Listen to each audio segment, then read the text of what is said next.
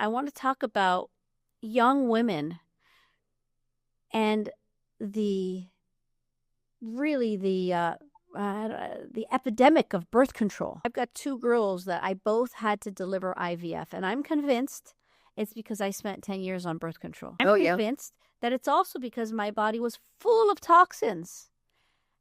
And instead of the IVF doctors telling me, hey, let's like naturally work on getting your body to where it needs to, boom, we went straight to IVF, injecting me. I mean, I'm grateful for it because I got two beautiful girls, but I wish I would have known what I know now. Let's start first with talk to us about birth control, how bad it is for you, and what young girls can do alternatively that's totally holistic. Let's start with the fact that birth control pills, which came out in the 60s, are all synthetic estrogen and progestin.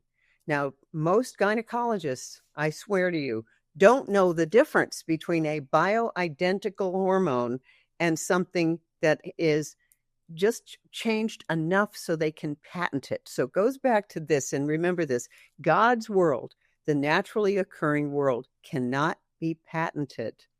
You can't patent a naturally occurring substance. So they made birth control pills out of these synthetic estrogens and progestins, and they have effects. They're not side effects, they are effects.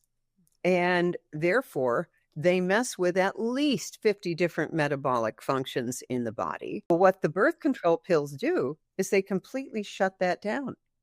And one of my colleagues, an OBGYN, she said, if I had not been on birth control pills, I would not have married this man. And my marriage would not have ended the way it did. Now, I'm not saying this is always true, but we have mammalian features. You bring up something very interesting because my first marriage, I was on birth control, was definitely not the right guy. And before I met my husband, maybe a year or two before, I had already gotten off birth control, and I met my soulmate.